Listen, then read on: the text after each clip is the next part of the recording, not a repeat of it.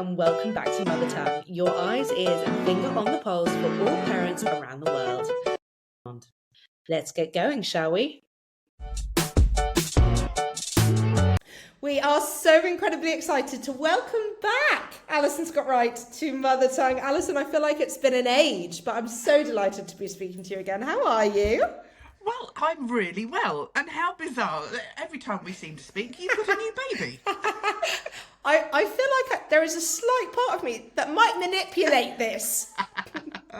To my Yes, manifest, not manipulate. Yeah, there we go. Better words. Thank you, Alison. You make me feel like such a better person. But Alison, for everyone who does not know you, I feel like the world knows you now, but just tell everyone a little bit about yourself and how you got the name, the Magic Sleep Fairy. Well, that's fascinating. I never gave it to myself. I would never be so bold. So hi everyone, I'm Alison Scott-Wright, known as the Magic Sleep Fairy, and that name was bestowed upon me many years ago when I was working way before email or mobile phones, and people would write me a written reference. Yes, we used to do it that way. We used to use a pen and a paper, and they would write me a written reference that I would then send copies of to the next person who inquired on a landline telephone and inquiring about my services. Wow. And one person many years ago, and this is like nearly 30 years ago, wrote, "Alison truly is my Magic Sleep Fairy," and that name just stuck, and other people picked up on it and kept using it, and I resisted it for a long time, I have to say, because I don't think I'm really a very fairy-like person. Anyway, but there we go. I adopted it in the end, and hence here I am, having just turned 60, still known as the Magic Sleep Fairy. Yep. I love that, and you're still, I feel like you're at the top of your game, which is amazing. Well, the thing is, I'll be honest, and there are times where I feel like taking a step away from it all. It's tough. I seem to be the only person out there that says the truth as I see it. I suppose that's a silly statement because no one else does see it the way I do it. But I find it really frustrating at times that there is still all this noise about parenthood and the ethos of what babies can and shouldn't do and can't do, and like they can't sleep, won't sleep, don't sleep. Oh, don't worry about it. Everything's dismissed. And I find that really challenging a lot of the time because actually it's not how it should be. No. Babies are designed to sleep. They're designed to be happy, chilled little things, have a nice, lovely nap, wake up and coo and smile at you. They shouldn't be fraught with all the stress and anxieties that come with parenting today, it seems. And I find it's just because everything's dismissed. So yeah, I do look at turning away from it, but I can't because it's my absolute passion. And if I don't tell everyone, then no one else will. So here I still am, chipping away and going, please listen. It is wild because actually, this is my third child now, so I feel like number one, our first child had really bad cow's milk protein allergy, and as a result had pretty bad reflux. It wasn't dreadful reflux, but his stomach was constantly giving him issues. And I remember I was turned away by so many doctors, and it wasn't until actually that I spoke to you and you were like, right, first you need to change his formula, give that a go, and if that doesn't work, you try omeprazole, which is actually called Nexium in this part of the world. Nexium, it is. Esomeprazole, Yeah, exactly. And actually, the formula change was the key for him. And overnight, he was a totally different baby. And I just remember feeling so lost and so stuck and thinking, this can't be normal. I can't have a child scream at me for 10 hours of the day. Like, how? But they're not meant to be doing that. They're only screaming because they're unhappy and uncomfortable.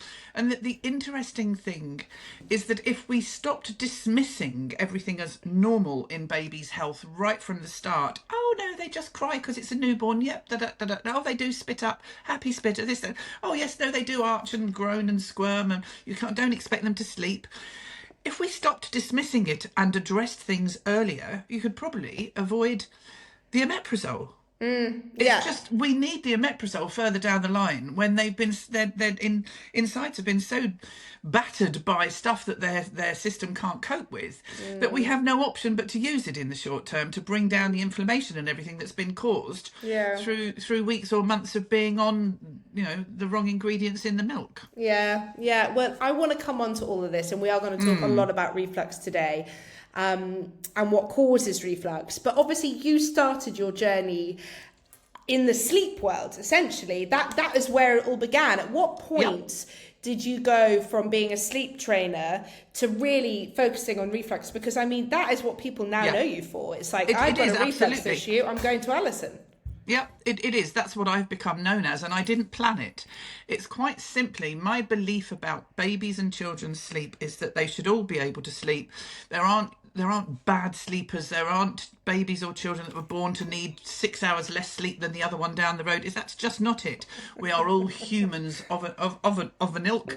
We're mammals, and sleep is a necessity of life. It's hugely important. For their cognitive and mental and emotional, physical development. They grow when they sleep as little babies, you know, and they process the things they've seen. The information stays in their brain. That's been proven that if that whatever they see, then they have a nap. It all sort of links in, and the neurons are firing off. The neurons are firing off in the brain and storing all the information. So I then, through my work back in those early days, then started coming across babies that actually didn't seem that comfortable and weren't able to sleep as I knew they should be able to. So I started looking into it and was met with what everyone else will be met with, and it's just colic. They've just got a bit of colic. They're just, you know, they'll grow out of it. Don't worry. Just cope. Just do this. And I was like, no, that can't be right. What is colic? What is colic? Well, then when I looked into that, it doesn't really exist. No. There's no medical definition for the word colic. If you look it up in the English dictionary, it says non-descriptive term for abdominal pain. So we're going to use the word colic and say that baby's got some colic, so that means it's in pain, but we're not going to do anything. And that set me on this whole path of, well, I'm going to do something. I don't like that. I don't like accepting that baby's got some pain and I'm not going to do anything about it. It never made sense. So I went on this whole journey of actually research, and I worked with so many of the top doctors. I went and sat in on clinics and all sorts of things I've done all those years ago on my quest to understand what's actually going on. And of course, most of it really has come from my hands-on experience, and I seem to be the only person that links the dots, joins the dots and puts two and two together. It's honestly, it's so fascinating. And as I was saying before we jumped on, I feel like there's so many more babies now who have reflux from a cow milk protein allergy or other things, which we'll come into shortly. But way more than, 20, 30 years ago. Is that because us as mums are eating a different diet when we're breastfeeding, or for bottle-fed babies? Is it like why is that? Why has this all changed so much in the last 20 years?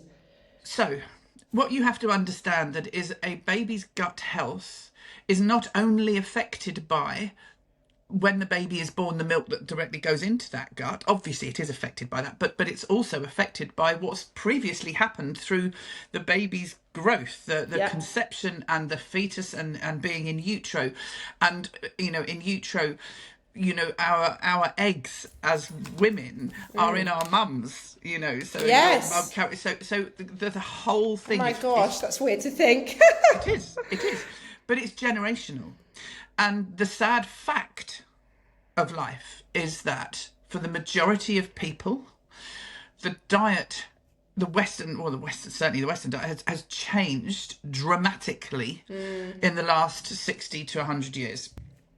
And that's one of the biggest problems that is now spiraling gut problems in babies and to epidemic proportions. And it's because literally of the foods that we all started eating. And I remember being born in 1964. Well, I don't remember being born, but I remember going shopping with my mum when I was a little toddler, and we used to go to a butcher's and a baker's and a grocer's to get loose flour and things like that, and a greengrocer's. Yeah. But by the age of 10, all those shops had gone, and it was all supermarkets and a B-Jam freezer shop, and everything was then being like pre-made, ready-made, frozen, pre-packaged. And therein started the whole, and it had started slightly before that, the whole onset of UPF foods. Yeah. And so many of the UPF foods, you've only got to look at the scandals throughout the last, number of 20 odd years of you don't know what you're eating. Well, you do not know what's in it. The amount of salt, the amount of sugar, and sugar is one of the devils in in food, being so, and eating things that you think are healthy. I remember back in the day, yeah, I've always had a weight problem. Trying, I'll have some Special K. But all that is just sugar. Yeah, yeah. It is literally sugar. And we are constantly being missold and indoctrinated with misinformation that all these things that you can buy, innocent smoothies and all these sort of things are healthy, because they're not. No. And they literally just spike sugar in the gut, and that's what the baby's guts are having to cope with, and they can't. So Right. although breast milk is a natural food for a baby, sadly, the majority of mum's breast milks isn't actually that natural anymore. Yeah, yeah. And therein lies a problem. Yeah, it's so true. I mean, I'm going to come on to a bit of my own story with this baby, because it's actually very different to my last few. But just correct me if I'm wrong. Reflux is a symptom of something else, correct? Usually. So it's normally you need to find the root cause and then Yes. figure out from there. Look, it's like a jigsaw. It is. I always say there are pieces of the jigsaw to every single baby's gut health issues, feeding, whatever's going on. Look, reflux is simply the backward flow of the stomach contents. Okay? You can call it leaky gut, reflux disease, GERD, whatever you want. It's when the stomach contents don't stay contained in the stomach and bounce back up into the esophagus. And what comes with it is gastric acid that gives heartburn and burns all the mucosal membrane lining in the pipes, the airways and everything. And obviously bacteria comes with it as well. So that is what reflux is. Now, obviously, if something's going into the gut that the gut doesn't like and the gut finds it very difficult to digest, or is mildly intolerant to, or is really struggling with because there's such a high sugar content, for example, the gut will have to work harder to try and cope. And what it does by working harder is it produces more acid. So that what's going into the gut can massively then exacerbate an already acid reflux problem. And they can already have a leaky gut for other reasons that aren't necessarily linked to the milk that they're drinking at that particular time. But the milk that they're drinking can exacerbate it. Because if baby's born with a tongue tie, for example, a tongue tie will develop very early on in utero, and the tongue then, the frenulum underneath the tongue attaches too far to either the sides that causes a posterior tongue tie or towards the end, and the tongue sits too low down in the lower mandible, and their babies suck and swallow the amniotic fluid when they're in utero. And if you sit and do a swallow just on your own saliva now, you will note how your tongue moves. It pushes up against the roof of the mouth. If the baby's got a tongue tie, that tongue will be tied too far down in the jaw, and it won't be able to do that proper swallowing mechanism. So by the time baby's born, baby hasn't been swallowing and exercising the whole muscular system round here. And therefore they end up with a weakness of the whole muscular structure, which is, this is all muscles: jaw, tongue, mouth, neck, and the esophagus is a muscle that goes down to the top of the stomach. There's a muscle that surrounds the valve at the top of the stomach. And if that doesn't get exercised, it doesn't get strengthened. So they can have a physiological backward flow of the stomach contents because, for example, they've had a tongue tie. So, and then of course, then what goes into the gut is more harder can be, if it's harder to digest, as I've already said, that will make it worse. So there can be physiological problems. It might have been the way the baby's been lying and curled up in utero that can exacerbate or create an acid reflux muscular problem. But then it's when the baby is born, is that then exacerbated by the feeding. And of course, if they can't feed properly because of a tongue tie, then they'll gulp down much more wind, and then you get all the gas and everything. And if they do have a tongue tie, a lot of them will end up with what we call laryngomalacia, which is the floppy larynx thing, where they start drinking milk and they go glug glug, and then they suddenly go and they make this funny noise, because what happens is the muscle at the back of the throat, doesn't close off the two pipes, the windpipe and the food pipe, because of the weakness. And so it cross-contaminates, and they suddenly splash milk into the windpipe and gulp down air into the food pipe, and that's the whole laryngomalacia floppy larynx, and its feeds are a nightmare. So this is what we have. So Right. I had my first, as we all know, and I mean, God, if people have been listening to this podcast a long time, you'll be so sick of me saying this. But he had a cow milk protein allergy, and every time I've had a kid since, I have been on the lookout for this cow milk protein allergy. And I have now had another little boy. He's a very hungry little boy, and he's very gassy with reflux. And I was like, well, he's got a cow milk protein allergy. This has got to be it. So we put him on the hydrolyzed formula, and Alison, it was a shit show. I can't even begin to tell you how bad it was. His reflux got so bad because it's so thin that he was choking. He was like bright red, couldn't get breath in. He was choking. And I was like, right, well, he's going to choke in his sleep if I continue with this. So we went back onto Kendamil, and I was like, he's still not right. He does this, and you can hear the contents of his food almost like drop into his tummy. Yeah, it's like it's audible. Yeah. He's hollow. It's weird. Yeah. And the other day I started to think he's got quite a recessed lower lip. Uh-huh. I was like, I think he's not feeding properly. There's something here. I've been told he's not got a tongue tie, and it doesn't look like it, but I think he's got lip, jaw. Yeah. He's not latching properly. Yeah. And something is not going right there. And I'm like, I've not dealt with this before, so I don't know how to fix it. I'm like, give me a cow milk protein allergy, and I'm all over it. Yeah. The thing is, this is where, you know, a lot of mums will have had one reflux baby, and they think they know, I know what I'm doing now. Yeah, me. Which absolutely not. Absolutely not. Because there are so many intricacies and tiny little pieces of this jigsaw puzzle that have an effect. Even the way you hold them when you feed them, dependent on what's going on. You know, some babies, people will be told, you know, if you've got a baby, feed them upright. But actually, a lot of them prefer to lie completely flat. You know, how do you get that? You know, stop feeding them and keep winding them, and because they're taking down too much air. Actually, that pace feeding makes it worse.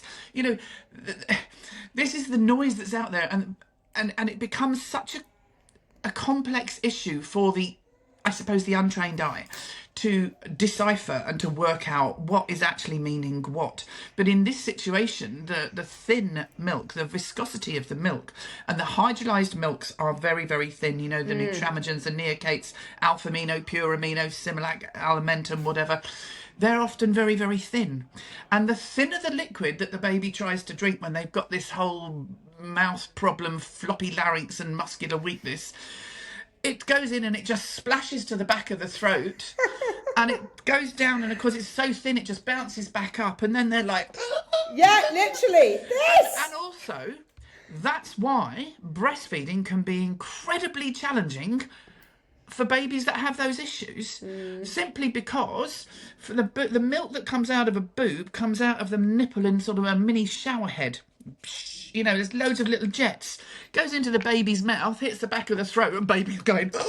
Yeah. Because they can't cope with it, because they will also have a sensitive gag reflex from the acid damage, where the stomach contents are constantly bouncing up and hitting, and the acid inflames and irritates, and so they get the sensitive gag reflex. So that's why breastfeeding can be hugely difficult, because breast milk's typically quite a thin milk. It's certainly not as thick as the Kendamil that you would make up and put in a bottle.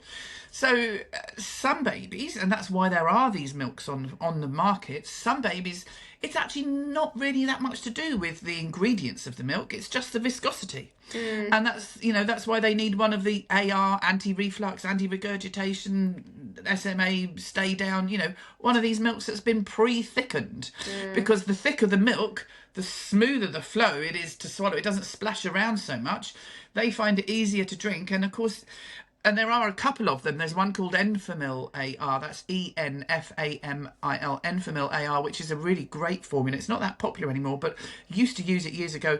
And it sort of almost sets like concrete when it hits the gastric acid. So it just doesn't bounce back up at all. Yeah. And if people would ever get hold of it, I find that's a hugely useful milk as a first port of call if we don't think there are intolerances going on. Yeah, yeah.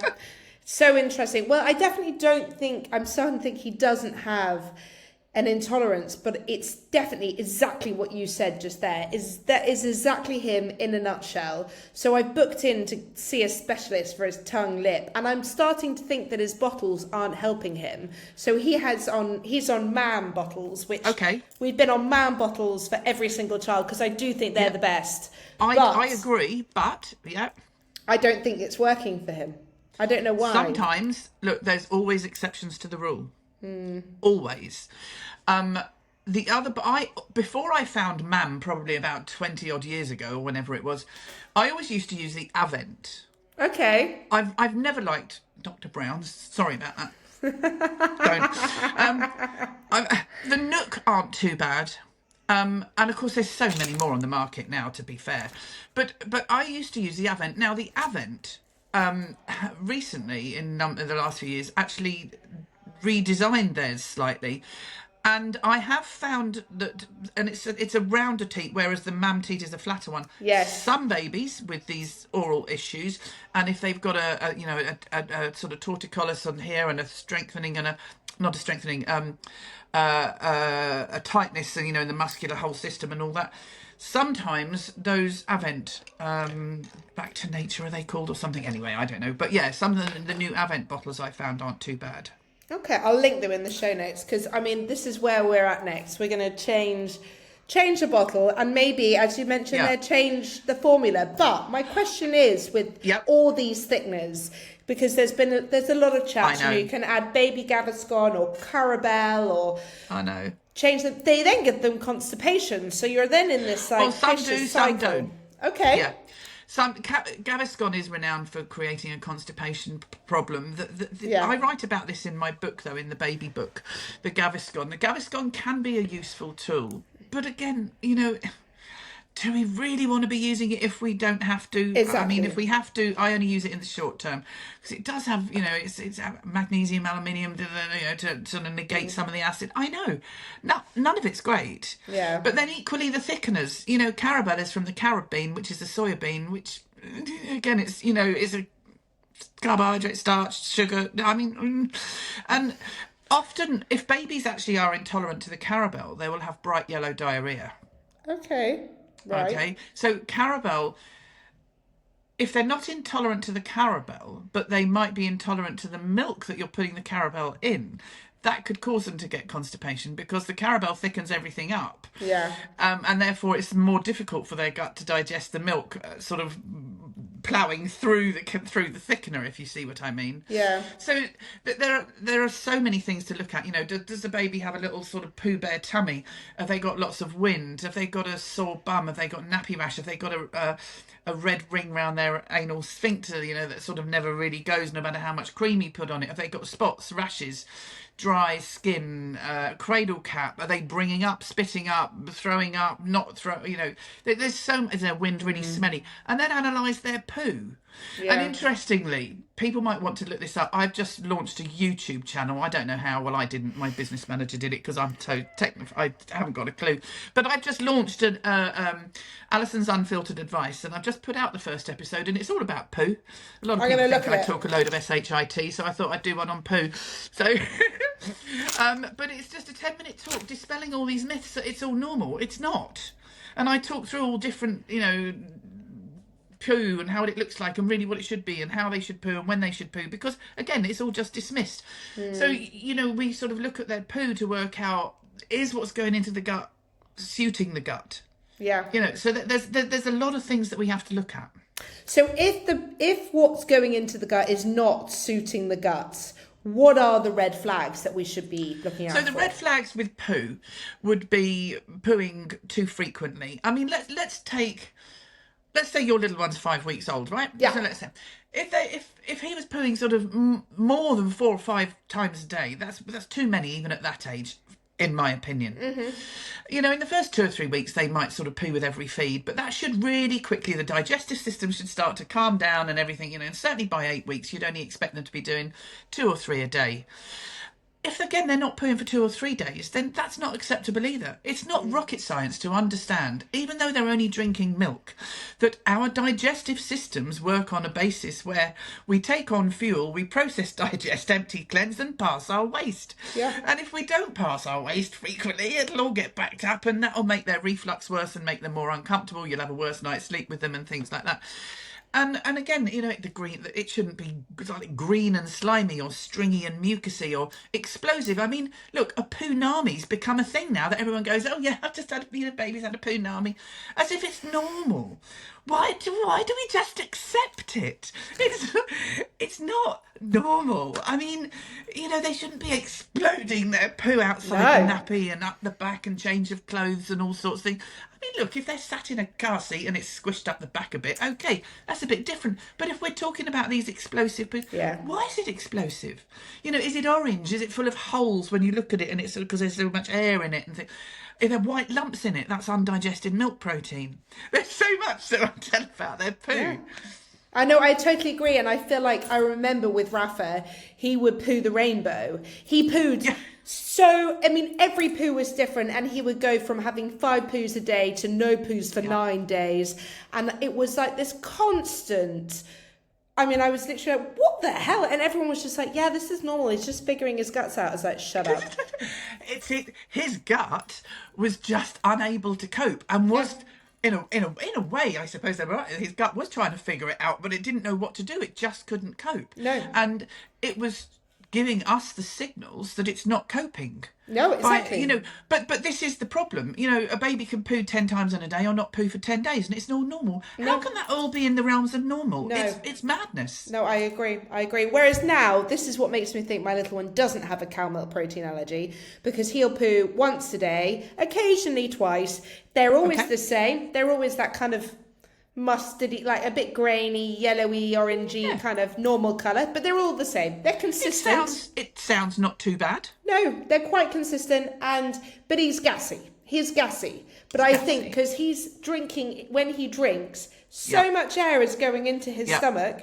Yeah. It's rock solid. It's just the so oral uncomfortable. function. Yeah, exactly. It's all the oral function that's causing potentially causing the problems here. Yeah, I know.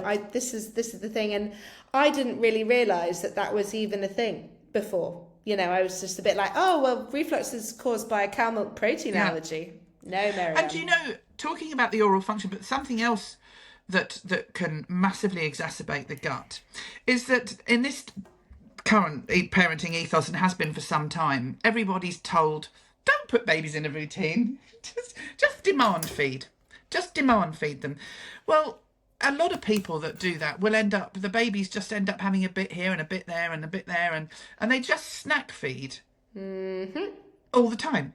So the gut then, and then of course as they get older, because they're not then taking proper feeds during the day, and they're just snacking and having a bit and a top up and a bit more and then a bit to go to sleep with, the gut hasn't got a clue what it's supposed to be doing, because our guts are not designed to be bombarded with snacks 24/7. But then what happens, obviously, is because the baby hasn't fed effectively during the day, then they haven't taken on board probably enough if they're breastfeeding for sure, enough of the hind milk to sustain them. So then, you know, 12 weeks old, you're up 2 hours round the clock. But everyone goes, oh, yeah, no, it's you're breastfeeding. Oh, well done, carry on, because that's how it should be. No, it shouldn't. And, of course, that will almost create a reflux problem that wasn't actually there in the first place. If you'd actually managed to stick to, you know, better sort of push the baby a little bit and push them to stick to a sort of 3-hourly feeding schedule.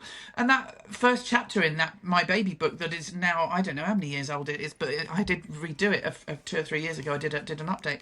But that whole first section is about the day-night split, 12 hours a day, 12 hours of night. It's just as, again, it's common sense to me. That's how our systems operate. And we, you know, keep them and feed them during the day on a pattern, and then let them sleep at night. You know, I never wake a sleeping baby at night unless there's a medical reason to do so. Yeah. But so many babies are constantly feeding 24 hours around the clock. Of course, their guts are like, oh, I can't cope. And before you know it, you've created an acid reflux problem. This is exactly this. So we went onto a 3-hourly feed about a week ago, and it has made things a lot better. Better. Yeah. I find that we get to that last feed of the day, the 4 p.m. feed, and between 4 p.m. and bedtime, after that 4 p.m. feed, he struggles. He's really uncomfortable. That's when he shouts. He like screams in my face until he has his last feed and goes to sleep. And he only really goes to sleep because he's so exhausted from screaming. But that's because his digestion system has been working all day, and it's tired. It's it's been overrun. You're absolutely right. He probably hasn't slept if he's a bit uncomfortable because he's not feeding effectively, so he won't have slept as well as he should during the day. So come the end of the day, he's just so tired, his gut's so over it. And that's where we get this, evening meltdown. The witching hour. The witching hour that everyone calls, it's evening colic, it's this, it's that. No, there's a reason. Yeah. There's a reason. No, I totally agree. And I mean, they are a minefield, these babies. It's absolutely wild. But I do think not to me, they're not. You can. Well, this is the thing though. All the experts, they're like, well, the answer is obvious because obviously you've worked with so many babies. But God, I remember a first-time mum, if you go to a paediatrician, sometimes they're just like, yeah, your baby's fine. And you're like, I'm not going crazy. So it's so good that we have experts like you who can help.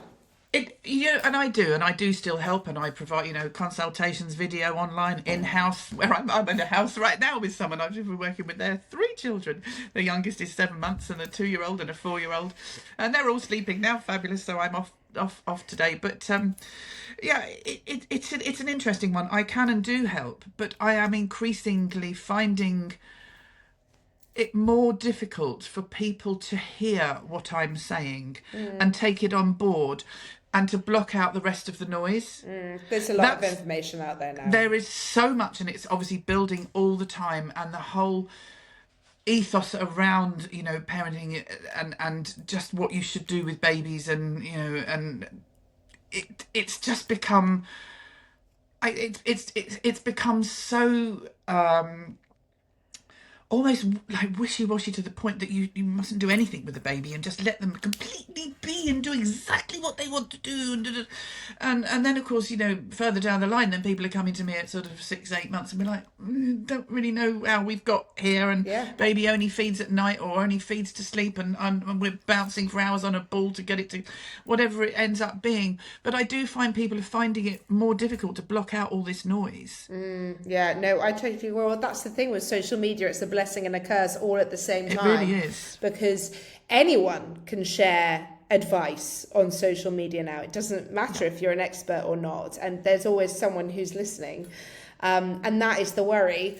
But I just wanted to take it back to the different types of reflux. Now, obviously, reflux in its most normal term is a child that essentially throws up their food, whether it is lots of sick or a little sick. But then there's also silent reflux. And then GER. What is GER? Because I don't even know the answer to that. Well, GER is GERD, gastroesophageal reflux disease. I mean, I never put the word to this because in babies, they haven't got the disease. I mean, and I simply call it acid reflux. And it, as I say, it's the backward flow of the stomach contents. Now, that happens in varying degrees, and as to whether the stomach contents leave the gut with such force that it comes out as a projectile vomit and it comes out their nose. I've even seen it come out of babies' eyes. Well, oh my God. I know. Yeah, well, you see, all the pipes in here are linked. You've got to remember that. Oh my God. Tear ducts, nasal passages, sinuses, but so it comes out with such force that it can come out the nose, and that's really scary for new parents if they've not seen that before. Sometimes it just comes up and it hits the back of the throat and it just sort of comes into the mouth, and they constantly do little voms here and there. Sometimes it comes out as just little globules, mouthfuls. Sometimes it comes up and goes back down again, and the baby learns to swallow it. They don't want to release it. And that's then what's known as silent reflux. But the sad thing about silent reflux, stupid name, because when babies have silent reflux, they're often anything but silent, because they're often in a lot of pain, because not only does the acid burn on the way up, when they then swallow it back down, it burns on the way down instead of, so that, and that's where the saying the happy spitter comes from, because if they vomit and it all comes out, it sort of comes out quite quickly, so they don't necessarily end up with the same level of heartburn and pain that a baby where it's coming up and going back down and coming up and going back down. They typically have more pain. But the term happy spitter I never accept, because if babies are vomiting, it's still something we need to address, even if it doesn't seem to be causing them problems at, let's say, 4 months of age, because it is not normal for our stomach contents to be ejected. No, not at all. And further down the line, babies that have reflux that hasn't been managed, certainly, and sometimes even when it has been managed, are notoriously susceptible to growing into those older babies, toddlers, children that then have ENT problems, ear, nose and throat issues, because of the constant damage from the vomit and the stuff that's coming up and going back down. And they often, as babies, they'll often have one of the symptoms of them having this reflux problem: watery eyes, snotty nose, waxy ears, Darth Vader sort of coughing, wheezing, rattly chest. You take doctor listens to the chest. No, lungs are clear. No, so just the airway. Yeah, it's the airways, because the airways are irritated from the vomit and the reflux, and all the body can do is produce mucus to try and flush it all away. So that my 5-week-old, he sounds like Darth Vader, like a little piggy. He's very like congested. Yeah. But there's nothing in his nose. I snot suck him and I'm like, there's nothing there, honey. It's at the back. Yeah, it's wild. And actually, so his like Rafa used to be kind of what you said. He was a happy spitter in that sense. He would just vomit. He wouldn't really care. He didn't cry. Rocco, he has a bit of silent reflux. And I mean, when he has the silent reflux, I've never seen a child scream at me like that. I mean, his whole body goes red. He's so angry. And he's like stiff as a board and like shakes. I'm like, oh my God. And then he also will have the reflux where you can see the acid. It's like clear liquid with like clumps of, I mean, digested milk, essentially, that hasn't really been digested properly.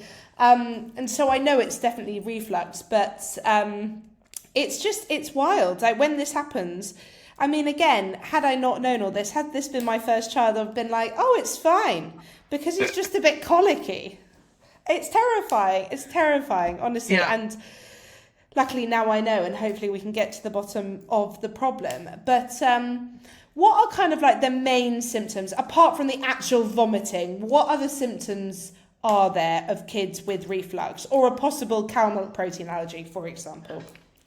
Well, they're two slightly different things, for sure. So classic symptoms of reflux are baby either wants to feed all the time, and just wants to be constantly attached because they want to constantly suck and swallow to wash away the acid that keeps coming up. Or they can be really tricky to feed. They only want to take a small amount. They have a bit, wash it away, and then they're like, starts to come back up, don't want any more. They can often, as I say, be really difficult feeders. They can be very noisy when they suddenly decide they want their feed. And if it's not ready, I mean, all hell will break loose. Some people will understand what I'm saying. That's me. It's this hangry thing. Yeah. You know, I mean, no baby should suddenly be screaming their head off just, you know, because they suddenly need a feed. They do because they want it to soothe and wash away the acid. I mean, typically these babies are very, very strong because they've constantly been tensing and flexing their muscles, and muscles get strong by being tensed and flexed, and they often climb, they often want to stand up, they're battling their arms and legs, they very rarely sit still, they're jerking around, and they arch their back, they plank, they go straight. A lot of people think that they're not particularly sort of endearing little ones sometimes, because it's almost like they push away from you all the time, because and I, you know, you can even take that personally. It's like, oh, my baby doesn't want to cuddle me, but it's nothing to do with that. Because I'm doing this because I've got a pain, you know, and so they do that. They can often be quite hot and sweaty. because when we're in pain, our body produces adrenaline, which makes us like perspire and sweat in response to it. They can be very, very high maintenance, and it's like really difficult to put them down anywhere, let alone flat on their back. Some of them won't lie flat on their back at all, because obviously if you've got a reflux problem, and often the last place you want to be is flat on your back, where the stomach contents will just slush up and cause more problem. So the minute you go to lie them down, they're like, wah! And people think it's separation anxiety. It's just that they just don't want to lie. Some of them will lie flat, and they will be okay. And some of them don't cry. I mean, a lot of them will have bouts of absolute inconsolable crying. Some of them self-manage and don't cry. So the range of symptoms is vast, and it depends on what's actually going on for the individual baby and their own demeanour, their own sort of personality, their own characteristical traits as to how they decide to manage it. Right, so if someone is listening to this and they're like, oh my gosh, you've described my baby down to a T, what are they doing now? What are the next steps? Get my book, read the last chapter first, listen to the rest of this podcast. Yeah. And start trying to take an objective view. Maybe keep a diary for a couple of days of and actually what's going on. If you want to enlist my help, you can take some pictures of poo and a little video of baby feeding or the vomit or whatever it is, and send me information, and we can do a consultation and I can talk you through it. Or maybe you'll find someone else. Maybe you'll just find the answers from the back of my book about reflux, and it might be that you need to, think about changing your diet if you're breastfeeding, changing the way you feed. If baby struggles when you're putting baby but doesn't like latching, try nipple shields. If you're using a bottle, try a different bottle, look at different formulas, so that it sets you on a whole pathway of there's a long list of things that we can look at and trial. Mm-hmm. And I wanted to ask about the formulas, because obviously formulas, again, it's great trying different formulas, but how many days should we be trialing a formula for before we say, nah, this ain't working for us, and we revert back? Because that in itself, changing formulas can affect baby's poo, digestion, everything else. That's a tricky one, because I don't want to give just one general answer and say you've got to try a different formula for 2 weeks before you, because if during those 2 weeks it's evidently not working, then I don't want to, I don't want to sentence a baby to have that formula for 2 weeks because that's what I've said. However, what you do have to understand is, let's say you're going to switch from Kendamil cow to Kendamil goat. Yeah. And I do use goat's formula a lot. And if you, anybody, you can find the research yourselves. You look up goat's milk. It is much more similar to breast milk than cow's milk. Yeah. The protein in it is much more easily digested than a cow's milk formula, than it is in cow's milk. So I don't know why we're still obsessed with using cow's milk when we do have alternatives. That's one. But if you were going to switch from Kendamil cow to Kendamil goat, for example, you start the goat's formula, and let's say you just switch straight over, which you can do. You can do a whole weaning over process. But if we wanted to try and get a clearer view more quickly, just switch straight over.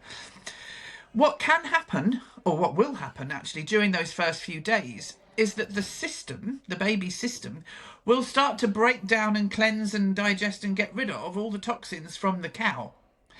Because cow's milk protein is the most indigestible product known to the human body. Don't eat cheese late at night, it makes you dream. Have a glass of milk, it lines your stomach, are two statements that are true, because cow's milk protein sits in our gut for a very long time. And it's very difficult to digest. Cows have got 4 stomachs. They're designed to digest their own milk.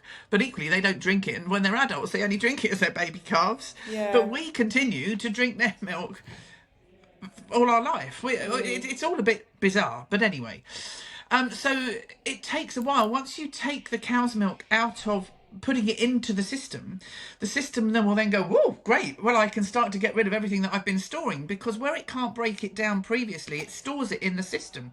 Right. That's what then starts to cause the eczema and the spots and So in the first few days, the poos might get worse and go all over a rainbow of colours and become runny, constipated. The skin might break out. So it might seem that the baby's reacting to the goat's milk. Now, it's possible that some of them are and can't cope with any milk protein and they need a hydrolyzed formula. But that's separate. But often it can be, and it's the same as when people switch off an ordinary formula and go to something like Neocate, for example. They'll come to me and say, "Oh my God, the first few days, no, it's terrible. The baby's reacting to Neocate." They're not reacting to the Neocate. Their system is reacting to suddenly not having what it didn't like and going, "Great, I'm going to get rid of the rest of it that I've stored." Yeah, sure. But then again, in our case, for example, if your baby's reflux, for example, is getting worse on the hydrolyzed formula, is that maybe, or not even just the hydrolyzed formula, any formula, is that a reason that baby might not be working with that formula? It can be, for sure, and I'm sorry to be vague here. I can't give you a specific answer because we have to look at everything else. Yeah, it's everything else that you have to look at, and all the other pieces of the jigsaw that are surrounding, the piece of the jigsaw that we're trying to fix. Yeah, and get right. That's the problem. It is a jigsaw, a never-ending jigsaw. And before we start to round up today, I just wanted to ask what your biggest myth was about baby reflux that you'd like to debunk. Quite simple. If they have a digestive issue, they don't necessarily just outgrow it. Or just wait until they're 3 months, wait until they're 6 months, wait until they sit up, wait until you start solids. If they've got an acid reflux problem, they do not necessarily, the majority of them will not just outgrow it. What happens is that the symptoms and the signals that the baby gives off change as the baby develops and matures and gets older. So the signals that they give off are very different to, let's say, 9 months as they were at 3 months. And the babies just learn to cope. So a little 7-month-old that I'm here with has learnt to cope with her reflux. She doesn't really cry, but she'll only have she is formula fed now. She was breast at the beginning, but she'll only have half a bottle. She'll only have 100 mils, but of course she has to have that round the clock. That's how she's learnt to manage. But she doesn't cry. That's how she's learnt to manage and cope with her reflux. Wow. Yeah. So babies aren't silly. They will do what makes them feel better. But of course, then she can't sleep, and she was still having 3 feeds overnight and all sorts. So we have to change that. So yeah. So interesting. And then, Alison, before we say goodbye today, we're going to ask for one tip and one product. So if you were to leave us with 2 nuggets, what would they be? I'm going to have to shout about my books. Yay! I'm sorry. There is the sensational baby sleep plan and the sensational toddler sleep plan. And if anybody has any feeding digestive issues with their baby or their toddler or children, if your children don't want to sit down and have meals and want to graze and run around and meals are difficult, they're fussy eaters, read those last chapters in my books, because as I've just said, debunk the fact that everybody thinks babies outgrow reflux. They don't, and a lot of them go into toddlerhood still having reflux issues. And then that all gets dismissed as being, oh, they're just as nursery, oh, they're just toddler too, they're just a fussy, there's just a phase, it's just this. And again, it all just still gets dismissed, but underlying, they've still got digestive issues. So interesting. God, so much to unpack today, Alison. So much to unpack. And for anyone who wants to reach out and ask you any more questions or book in a session, where can they find you? Please find me on my website. Google the Magic Sleep Fairy or look me up, www.alisonscott-wright.com. You will find me. There's a booking form there. I'm obviously on Instagram, the Magic Sleep Fairy. And there's loads of stuff out, and there's exciting stuff coming up as well, for these older children that struggle with bedtime or whatever, and going back to a bit of sleep stuff. I've just finished, and hopefully it'll be published by the end of this month, my very first children's stories bedtime. And I'm so excited about this. And I am the main character. Hey, love that. The Magic Sleep Fairy Rescues Bedtime. Oh, and I've been reading it to these 2 little ones here, and they want it every night. They've had it 4 nights, and they love it. Oh, love so that. It's all about the Magic Sleep Fairy and how she helps you understand that sleep isn't bad or sad or scary, and so watch out for that. Can't wait. Cannot wait. I'm going to be keeping my eyes peeled. And obviously, everyone, I will link this all in the show notes. So take a look if you want to find Alison. Alison, you've been amazing. Thank you so much for coming on Mother Tongue again today. It's been so nice to catch up. I've loved it. I've loved it too. I love chatting with you. It's such a pleasure. And I know it helps so many people. So Yeah, it really that's does. all I still try and do. Honestly, I cannot even begin to tell you how many people message me saying, I've just listened to your episode with Alison and it's helped X, Y, and Z. And that episode we recorded over 3 years ago now. So wow, is it really that long? My goodness me. That's amazing. So, long may it continue, long may it continue. Absolutely. Thank you. Lovely to see you. You too. Take care. Bye.